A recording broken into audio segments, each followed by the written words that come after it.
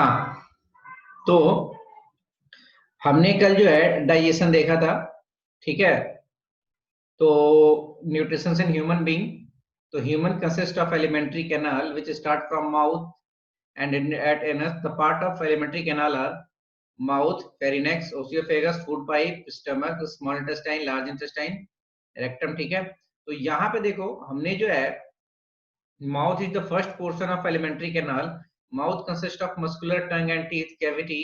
inside mouth is known as oral cavity। तो मुंह में हमारे जो जगह होती है उसको oral cavity कहते हैं। ठीक है, अब यहाँ पे तुमको एवरीथिंग जो है one by one step by step लिखा हुआ है। Food digestion process begin in the mouth. Food is a complex in nature. Food क्या होता है जो हम खाते हैं वो कॉम्प्लेक्स फॉर्म में होता है, चाहे कॉम्प्लेक्स शुगर हो तो भी कॉम्प्लेक्स शुगर में होता है, कॉम्प्लेक्स फैट में होता है। ठीक है, इसलिए लोग बोलते हैं कि सिंपल फैट या हु इज दिस।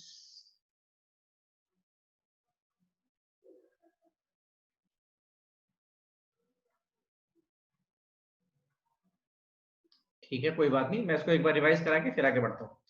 फिर mouth contain salivary glands that secret saliva। saliva contain an important enzyme known as salivary enzyme that breaks down starch into simple sugar। तो वहां पे चार्ट में तुमने देखा था स्टार्च को सिंपल सुगर में ब्रेक किया था। The food then passes via oesophagus into stomach. जो फूड पाइप होती है उससे स्टमक में जाता है। The movement of the food inside the oesophagus occur via rhythmic contraction of muscles. This is known as peristaltic motion. तो तुमने इसको देखा था कि पेरिस्टलेटिस मोशन, पेरिस्टलेटिक मोशन क्या होता है या फिर पेरिस्टलेसिस क्या होता है। तो वो उसमें कॉन्स्ट्रैक्ट और एक्सपेंड होता है, जैसे तुमने अर्थवर्म को चलते हुए देखा होगा, ये डिक्टो उसी तरीके से।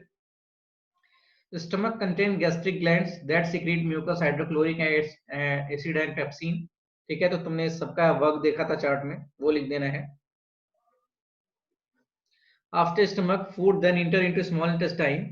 Small intestine is larger in herbivore। herbivore जो होते हैं ना, जो घास फूस खाते हैं, उनमें स्मॉल इंटेस्टाइन बड़ा होता है, क्योंकि सेलुलोज का डाइजेशन जो होता है, जो सेलुलोज होता है घास फूस में सेलुलोज होता है, उनको पचाने के लिए काफी ज्यादा वो उसमें से जो हमारे रिक्वायर्ड मटेरियल है या फिर जो भी विटामिन एंजाइम उनको निकालने के लिए काफी टाइम लगता है, इसलिए उसको वो 2 बार च्यू करते हैं कंपेयर टू कार्निवोरस। कार्निवोरस में क्या होता है कि वो हम कच्ची घास नहीं खाते, हम बॉयल आधा पका के खाते हैं या फिर पका के खाते हैं। ठीक है, complete digestion of carbohydrate protein and fat अगर स्मॉल इंटेस्टाइन। तुमने ये वाली लाइन इंपॉर्टेंट है कि स्मॉल इंटेस्टाइन में ही कंप्लीट डाइजेशन होता है किसका, कार्बोहाइड्रेट प्रोटीन और फैट का। तो वहां पे देखा था तुमने, ध्यान से देखोगे तो यहाँ पे स्मॉल इंटेस्टाइन में लीवर बाइल जूस देता है, पैनक्रियाज पैनक्रियाटिक जूस देता है। लीवर जो फैट को, जो लार्ज फैट मॉलिक्यूल है उसको स्मॉल फैट में ब्रेक करता है।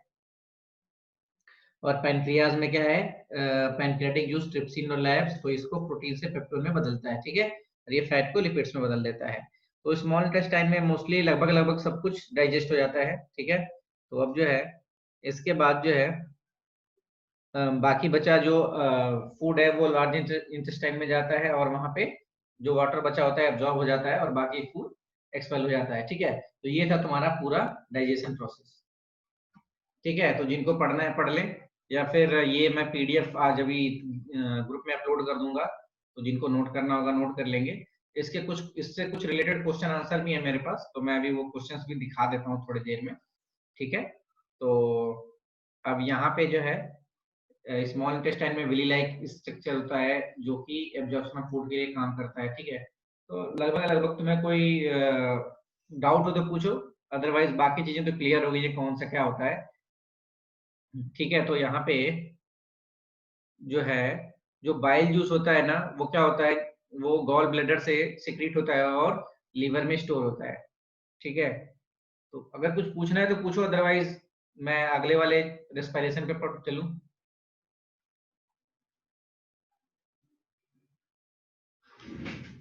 किसी को कुछ भी,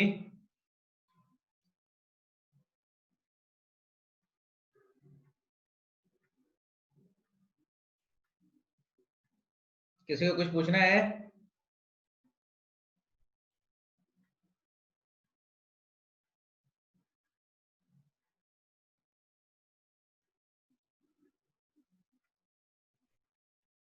एनीबॉडी? लक्ष्य पूछना है कुछ? No sir. चलो, तो हम लोग अगले टॉपिक पे बढ़ते हैं, रेस्पिरेशन। अब यहाँ पे जो है ना, रेस्पिरेशन का मतलब होता है सांस लेना। तो हम जो सांस लेते हैं या जो हमारे शरीर में, या फिर जो ह्यूमन जो है या फिर कोई भी एनिमल, एक्सचेंज ऑफ गैसेस, ठीक है, gases exchange, breathing, cellular respiration, ये सब क्या चीजें हैं उनको समझेंगे वन बाय वन करके, ठीक है। तो जो हम सांस लेते हैं उसमें जैसे कि तुम देख रहे हो दो चीजें हैपन करती हैं, ठीक है। अब तुमने 6th 7th में पढ़ा होगा एरोबिक रेस्पिरेशन, एनारोबिक रेस्पिरेशन, ठीक है। तो ये सारी चीजें इसमें आएंगी, तो चलो इनको डिटेल में स्टडी करते हैं। और यहाँ पे जो सबसे इम्पोर्टेंट बात है ना, वो एक्सचेंज ऑफ गैसेस की बात होगी, ठीक है। तो चलो इसको डिटेल में पढ़ने की कोशिश करते हैं। रेस्पिरेशन इन्वॉल्व गैसियस एक्सचेंज, ये दो काम करता है। एक तो गैस को एक्सचेंज होता है, यानी CO2 O2 का exchange, intake of oxygen from atmosphere and release of CO2, ठीक है, ब्रीदिंग। दूसरा होता है break down of simple food in order to release energy. तो तुमने देखा होगा जो ग्लूकोज होता है वो एरोबिक रेस्पिरेशन में एनर्जी और किसमें, एनर्जी और बाकी उसके रिक्वायर्ड कंस्टिट्यूट में टूट जाता है। तो जैसे मान लो जब हम दौड़ते हैं बहुत तेजी से, तो हमें बहुत ज्यादा ऑक्सीजन चाहिए होती है, और अगर नहीं मिल पाती है तो हमारे पैर में, शरीर में क्रैम्प्स आने लगते हैं। वो एनारोबिक रेस्पिरेशन का एग्जांपल है, क्योंकि वहां पे लैक्टिक एसिड बनने लगता है मसल्स में, ठीक है। तो यहाँ पे मैं अभी समझा रहा हूँ डिटेल में, चिंता ना करो। तो जो हमारा रेस्पिरेशन होता है, जैसे मान लो जो हम खाना खाते हैं, ठीक है, तो जो हमारे शरीर के अंदर ऑक्सीजन जाती है, ठीक है, वो तो हमारे शरीर में, यहाँ पे देखोगे तो ज्यादा क्लियरिटी होगी। हमारे शरीर में जो रेस्पिरेशन होता है वो 3 कैटेगरी में डिवाइड है। जो ग्लूकोज है, और देखो यहाँ पे एक चीज लिखा हुआ है, सेलुलर रेस्पिरेशन। सेलुलर रेस्पिरेशन क्या होता है, एक तो हम सांस लेते हैं और हर सेल को भी ऑक्सीजन चाहिए होता है। तो जो सेल लेवल पे ऑक्सीजन जाता है उसे कहते हैं सेलुलर रेस्पिरेशन, और जो हम सिंपली ब्रीथ करते हैं उसे ब्रीदिंग कहते हैं। तो सेलुलर रेस्पिरेशन क्या होता है, जब सेल के अंदर ऑक्सीजन जाता है और CO2 आउटर जाता है सेल के, जैसे कोई भी छोटा सा सेल है, ठीक है, तो ये न्यूक्लियस हो गया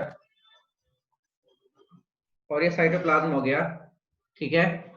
तो 1 मिनट रुको, मैं अभी आया। चलो कोई बात नहीं, उन्होंने वैसे वो छुई भी है, मुझे नहीं लगता। तो देख, बिल्कुल ऐसे नहीं, ऐसे लग रही नहीं, नहीं तो और बिना 18 की होते हैं बिल्कुल, इसलिए तो मैंने इसकी बुक दिलवाई, काफी नहीं है। देखो यहाँ पे रेस्पिरेशन में दो चीजें होती हैं, गैसियस एक्सचेंज और breaking down of simple food in order to release energy inside the cell. तो जैसे कोई सेल होता है, तो सेल में भी न्यूक्लियस होता है, साइटोप्लाज्म होता है। जो जब यहाँ पे CO2 बढ़ जाता है, तुमने देखा होगा मेम्ब्रेन, ये मेम्ब्रेन क्या करता है, एक्सचेंज ऑफ गैसेस करता है ऑस्मोसिस के थ्रू, ठीक है। तो जब सेलुलर लेवल पे रेस्पिरेशन होता है या ब्रीदिंग होती है तो उसे कहते हैं सेलुलर रेस्पिरेशन, और यही होता है फूड को पचाने के लिए, ठीक है। तो अभी जो है हम जो है इसमें और आगे जाते हैं। तो ये 3 तरीके से, मतलब इसमें 3 टाइप्स के ब्रेकडाउन को दिखाया गया है, ठीक है। तो मैं इसको इस वाले PDF में दिखाता हूँ। ग्लूकोज है, ठीक है। अब इसको जो है एक एब्सेंस ऑफ ऑक्सीजन, जिसमें ऑक्सीजन नहीं होता है, तो यहाँ पे देखो, यहाँ पे होगा एब्सेंस ऑफ ऑक्सीजन। जब ऑक्सीजन बिल्कुल नहीं होगा, बहुत ही कम ऑक्सीजन होगा या फिर होगा ही नहीं, तो वहां पे फूड जो है या ग्लूकोज जो है वो एथेनॉल और CO2 और एनर्जी में टूट जाता है, ठीक है।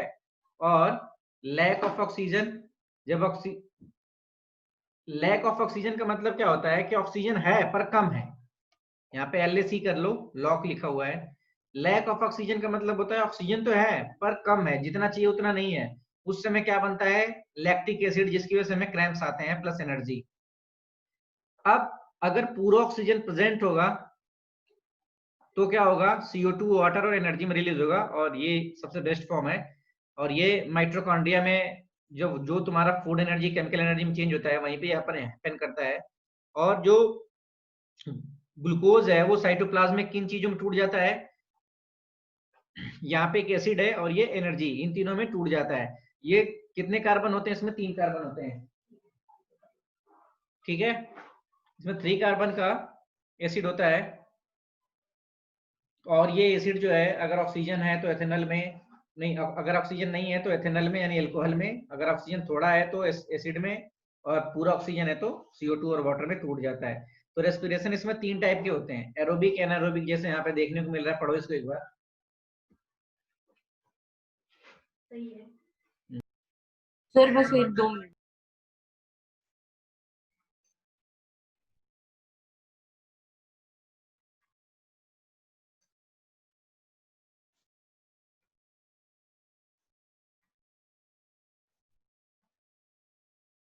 चलो लक्ष्य, तुम्हारा रिकॉर्डिंग ऑन कर दिया मैंने, देख लो। ठीक है, तो ये तो अभी प्रोसेस है, अभी देखेंगे सारी चीजें डिटेल में, चिंता मत करो, क्लास के आखिरी तक जाते जाते काफी चीजें क्लियर हो जाएंगी। Okay sir. तो एरोबिक रेस्पिरेशन, एनारोबिक रेस्पिरेशन कभी कभी आ जाता है। तो एरोबिक रेस्पिरेशन क्या होता है? जिसमें ऑक्सीजन पूरे 100% अवेलेबल होता है। ये प्रोसेस माइटोकॉन्ड्रिया में हैपन होता है। इसका एंड प्रोडक्ट जो होता है CO2H2O प्लस एनर्जी होता है, ठीक है, और उसमें बहुत ज्यादा एनर्जी रिलीज होती है। एनारोबिक में ये दोनों ही प्रोसेस एनारोबिक में आ जाते हैं। ये लैक ऑफ ऑक्सीजन और एब्सेंस ऑफ ऑक्सीजन, ये दोनों ही एनारोबिक में आ जाएंगे, और ये आएगा एरोबिक में। तो ये साइटोप्लाज्म में आकर करता है, ठीक है। जैसे ये लैक ऑफ ऑक्सीजन मसल्स में लैक्टिक एसिड बनता है, तो दर्द होती है मसल्स में। आकर in cytoplasm, end product alcohol या lactic acid, less amount of energy release. ये एक बेकार टाइप का रेस्पिरेशन होता है, इसीलिए लोगों को सांस लेने जब दिक्कत होती है तो बाकी सिस्टम फेल होने लगता है, ठीक है। आगे बढ़ते हैं। अब ये जो हमारा रेस्पिरेशन है वो स्टार्ट कैसे होता है, किस तरीके से जो है, कहाँ से रेस्पिरेशन स्टार्ट होता है। तो चलो अब हमें एक डायग्राम की जरूरत पड़ेगी। तो डायग्राम डायग्राम डायग्राम डायग्राम, रुक जाओ, डायग्राम को अपने तो अच्छा सा,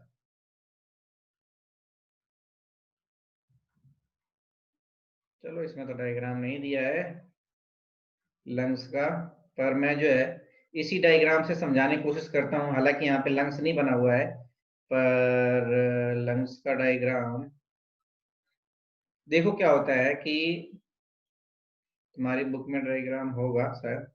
सबसे पहले जैसे ये दिया हुआ है एक चार्ट, नॉस्ट्रिल, ठीक है। तो सबसे पहले हम अपनी नाक से ऑक्सीजन को ब्रीथ इनहेल करते हैं, ठीक है।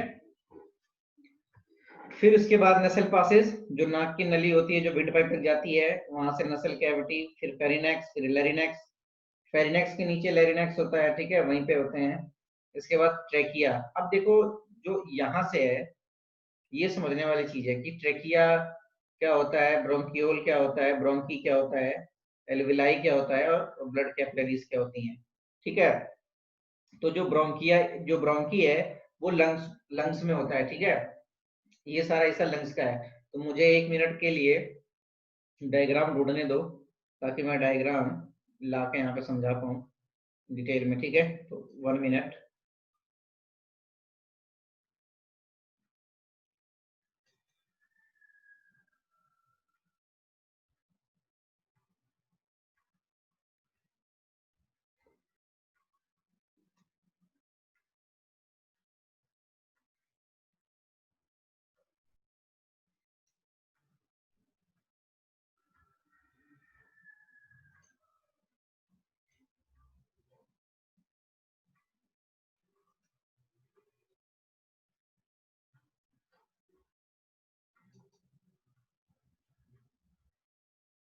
कौन सा चैप्टर है ये? चैप्टर का नाम देखना पड़ेगा। कौन सा चैप्टर है? चैप्टर 6। ठीक है, 6।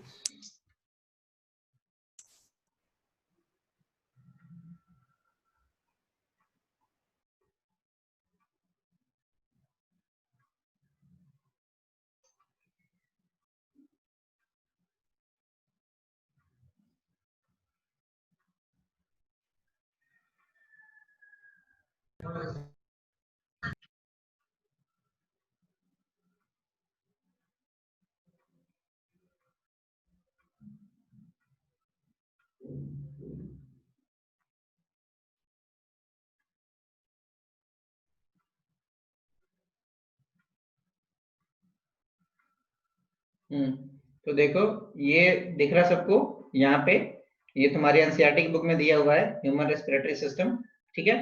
तो चलो अब मैं इसको एक्सप्लेन करता हूँ, इसके बाद तुमको लिखा हुआ सारा मिल जाएगा। सबसे पहले विंड जो है वो हमारी नाक में जाता है, ठीक है, और वहीं से फिल्ट्रेशन स्टार्ट हो जाता है। तुमने देखा होगा नाक में हल्के हल्के छोटे छोटे बाल होते हैं, बहुत ही माइनर, और वहीं से फिल्ट्रेशन शुरू हो जाता है। तो वो हैवी पार्टिकल जैसे डस्ट वाली चीजों को वहीं पे रोक देते हैं। फिर वहां से ये फेरिनेक्स जो जो हमारा ये क्या बोलते हैं उसको, गले में टॉन्सिल्स नहीं होता है जिसको, वो फेरिनेक्स वाला पार्ट है। फिर इसके बाद उसके नीचे लेरिनेक्स होता है। ट्रेकिया, ट्रेकिया क्या होती है, जहां से विंड पाइप स्टार्ट होती है। तो जैसे जो विंड पाइप है ना, ये विंड पाइप है, तो इसके ऊपर एक प्रोटेक्टिव लेयर होती है सॉफ्ट हड्डियों की, मुलायम हड्डियों की, कार्टिलेज की, ठीक है। तो ये कार्टिलेज की लेयर होती है इस पाइप पे। बताओ ऐसा क्यों होता है, ताकि जैसे मान लो एक पाइप है सिंपल सी, अगर ये मुड़ गई तो मुड़ जाएगी पाइप, तो वहां पे एयर क्या हो जाएगा, एयर के ब्लॉकेज हो जाएगा। जब ये पाइप मुड़ जाएगी तो एयर क्या हो जाएगा, ब्लॉक हो जाएगा, जिससे कि आदमी मर सकता है। तो इस पाइप को, जो हमारी विंड पाइप है, इसको डैमेज से बचाने के लिए, श्रिंक होने से बचाने के लिए ये कार्टिलेज लगे होते हैं जो प्रोटेक्ट करते हैं इसको डैमेज होने से। अब ये जो पाइप जाता है, तो जो हमारे दोनों लंग्स होते हैं उसमें कुछ दूर तक तो ये कार्टिलेज लगा होता है, ठीक है, कुछ दूर तक ये जो है कार्टिलेज लगा होता है। और इसके बाद जैसे ही ये जाता है अंदर, तो ये बहुत ही छोटे छोटे ब्रांच में बट जाता है, ठीक है। तो यहाँ पे जो दो ब्रांचेज होती हैं, ब्रोंकियाई और ब्रोंक्यूल्स, ये क्या होता है, ये दोनों जो है एक सिंगुलर है, एक प्लूरल है। ब्रोंक्यूल्स का मतलब बहुत सारे ऐसे ही चीजें, और ये ब्रोंकोई। तो ध्यान से देखो, यहाँ पे मैं एक डायग्राम बना रहा हूँ, तो ये तुमको यहाँ पे कुछ क्लियर व्यू देगा, बस समझना समझना ही है, बाकी कुछ नहीं करना है। तो ये जो पाइप गई है, ये पहले एक मेन पाइप में जाएगी, जो मेन पाइप है वो ब्रोंकी है, ठीक है, और इसमें से जो ब्रांचेस निकली हुई हैं छोटी छोटी, वो ब्रोंक्यूल्स हैं। और इन ब्रोंक्यूल्स के आगे जाके एक थैलीनुमा स्ट्रक्चर होता है जो बंध जाता है, और ये लाखों करोड़ों में होते हैं। इसे कहते हैं एल्विलर सैक।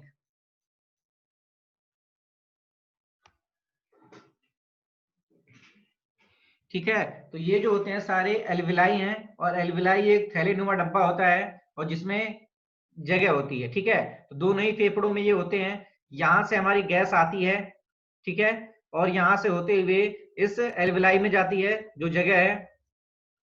और ये जो एल्विलाई है एक गुब्बारे जैसा जगह होता है, और इसमें जो होती हैं इसके चारों तरफ मेम्ब्रेन लगी होती हैं, और यहाँ से ब्लड वेसल्स गई होती हैं, यहाँ से ब्लड वेसल्स इसके साथ लगी होती हैं। तो जैसे मान लो तुम सबको पता है कि जो हम एटमॉस्फेयर में जो गैस होती है उसमें 21% ऑक्सीजन होता है, ठीक है, और पॉइंट समथिंग परसेंट CO2 होता है ना, और नाइट्रोजन भी होता है, जो भी है। तो जब ये यहाँ पे जाता है, तो हमने जो सांस जैसे इनहेल किया, अंदर लिया, तो यहाँ पे ऑक्सीजन के बारे में बात करते हैं, अभी CO2 के बारे में बात नहीं करते हैं।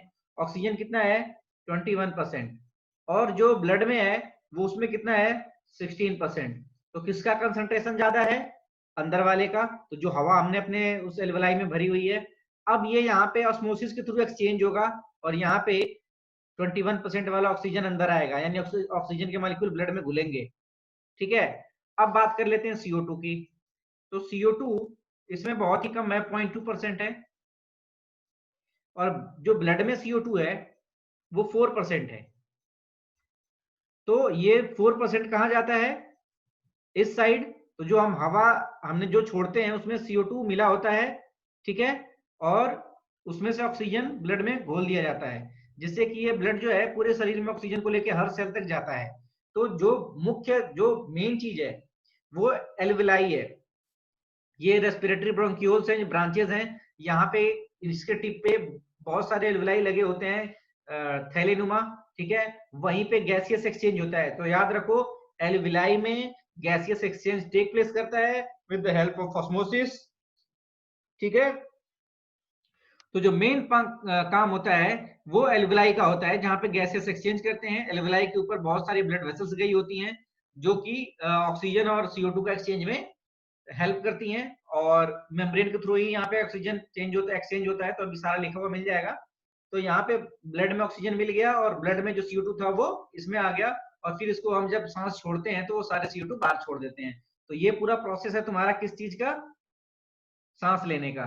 ठीक है, तो इसके प्रोसेस को चार्ट से मैं शो करता हूं।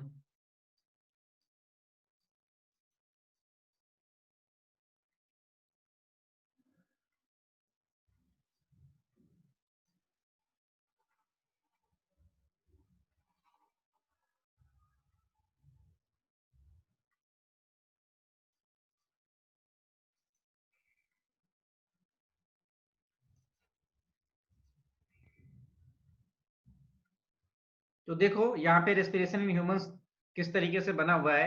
ऑक्सीजन रिच एयर इन्वायरमेंट, नसल कैविटी, फेरिनेक्स, ट्रेकिया, ब्रोंकियल, और ब्रोंकियो से फिर कहाँ जाएगा, ब्रोंकियोल्स में, फिर एल्विलाई में जाएगा, वहां पे CO2 और O2 का एक्सचेंज होगा, फिर से वो उसी पाइप में वापस आएगा ब्रोंकियोल्स में, फिर ब्रोंकी में, फिर ट्रेकिया में, फिर लैरिंक्स में, फिर नसल कैविटी में, और CO2 जो है हम उसको क्या कर देंगे, बाहर फेंक देंगे। ठीक है, तो ट्रांसपोर्ट, तो यहाँ पे तुमको दिख रहा होगा, human have respiratory pigment known as haemoglobin to carry oxygen to different part of body. तो ब्लड में क्या होता है, जो ऑक्सीजन, ब्लड में ऐसी कौन सी चीज होती है जो ऑक्सीजन को स्टोर करती है, हेमोग्लोबिन। ठीक है, तो हीमोग्लोबिन ही ऑक्सीजन को इधर से उधर ले जाती है। तो इस रेस्पिरेटरी सिस्टम में तुम्हारा क्या है, रेस्पिरेटरी सिस्टम में तुम्हारा यही चार्ट है जो तुमने बनाया हुआ है अभी यहाँ पे।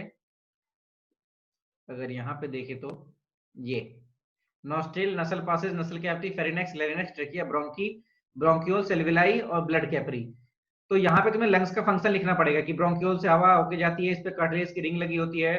ठीक है, ब्रोंकियोस स्मॉल ब्रांचेस होती हैं जो सब ब्रांचेस होती हैं ब्रोंकी की, इनके एंड पे जो है एल्विलाई लगा होता है, एल्विलाई सैक होता है जहाँ पे स्टोर होती है एयर, और वहां पे एक्सचेंज होता है गैसेस का। और एल्विलाई में ब्लड कैपिलरीज लगी होती हैं जो गैसेस एक्सचेंज करते हैं मेम्ब्रेन के थ्रू, और O2 CO2 का पास करते हैं। ठीक है, तो ये होता है तुम्हारा रेस्पिरेटरी सिस्टम का मोटा मोटा ओवरव्यू हो गया है। अब सबसे बड़ी बात आती है कि जो हमारा लंग्स होता है वो किस तरीके से सिकुड़ेगा और फैलेगा। क्यों, क्योंकि हवा को इनहेल करने के लिए इसका फैलना जरूरी है, और इस हवा को बाहर फेंकने के लिए इसका सिकुड़ना जरूरी है। उसके लिए हेल्प करता है डायाफ्राम, जो इस जस्ट लंग्स के नीचे लगा होता है, गुब्बारे नुमा, जो सिकुड़ता है और फैलता है, जो इनहेल और एक्सहेल करने में हेल्प करता है। ठीक है, तो डायाफ्राम का भी काफी ज्यादा इंपॉर्टेंट है। अब ये जो लंग्स होता है वो रिब केज से प्रोटेक्टेड होता है।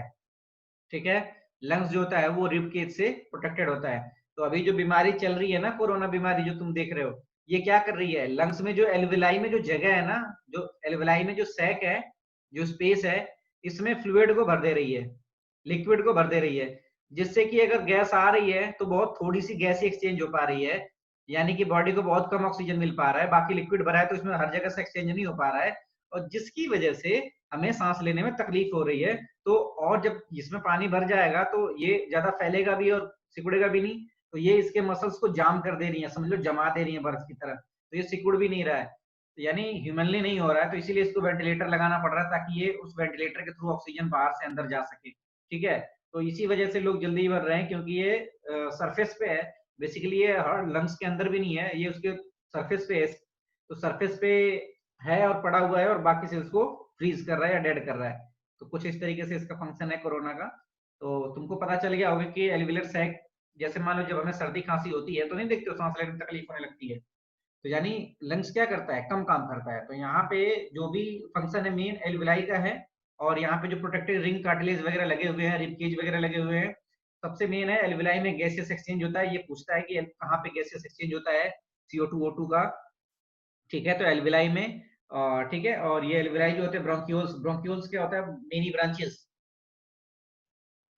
ब्रोंकाई, ये जो मोटा वाला हिस्सा है जो अभी लंग्स में इंटर कर रहा है, और जो ब्रांचिंग है वो ब्रोंकियोल्स, और उसके ऊपर टिप पे लगा होता है एल्विलाई सैक।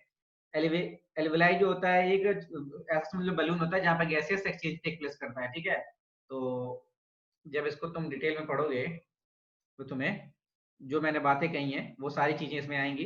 तो तुमको क्या करना है, यहाँ पे डिफ्यूजन के थ्रू वो हो रहा है, तो डिफ्यूजन गैसेस का होता है, लिक्विड का ऑस्मोसिस, ऑस्मोसिस एक जनरल टर्म है, ठीक है। तो डिफ्यूजन यहाँ लिखेंगे, ऑस्मोसिस नहीं लिखेंगे, डिफ्यूजन के थ्रू होता है, गैसेस एक्सचेंज हो रहा है।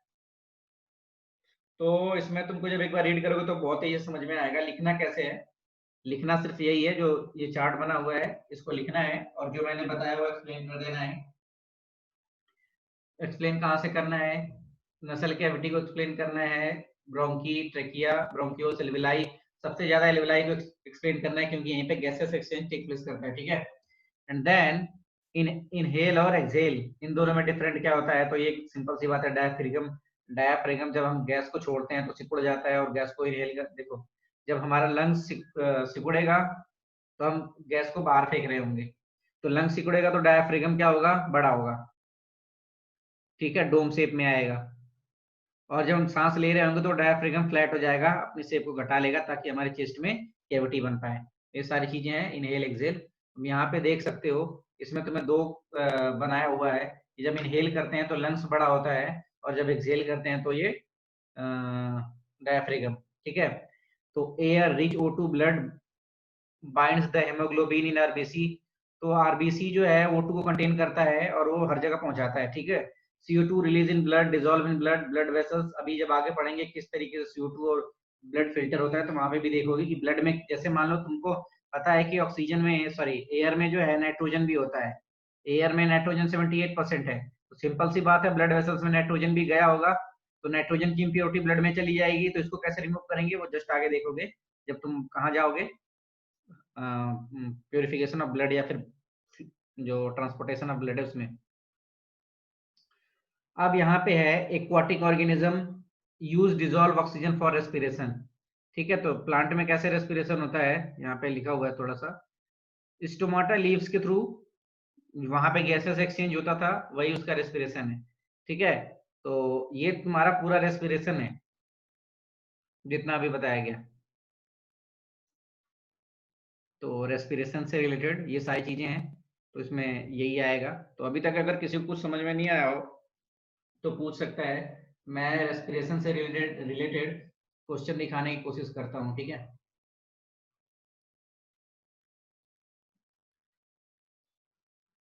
तो देखो इधर मैं कुछ क्वेश्चन दिखा रहा हूँ।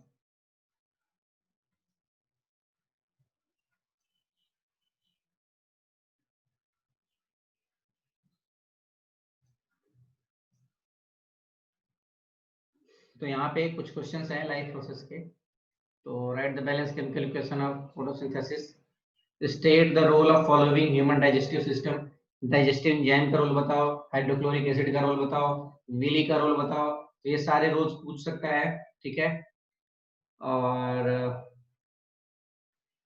list 3 characteristics of lungs which make it an efficient respiratory surface, thin, the air sac wall is very thin, मतलब जो एल्वेलाई की वॉल होती है जो बहुत ही थिन होती है जहाँ पे गैसेस एक्सचेंज टेक प्लेस करता है, large surface area, good blood supply, ठीक है।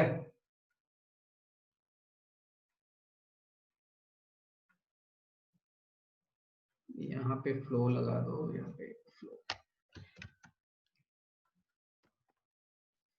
ठीक है। तो यहाँ पे तुमको what is emulsification of fat, तो यहाँ पे तुमको देगा breaking down of large globular fat into smaller flat fat droplet is known as emulsification, मतलब बड़े फैट पार्टिकल को छोटे फैट पार्टिकल में तोड़ने को इमल्सन कहते हैं, ठीक है। तो यहाँ पे कुछ चीजें दी गई हैं, तो ये तुम्हारे लिए नहीं है, हालांकि ये मेन एग्जाम के पर्पज से काफी इंपॉर्टेंट है, एक्सक्रीटरी सिस्टम का डायग्राम है।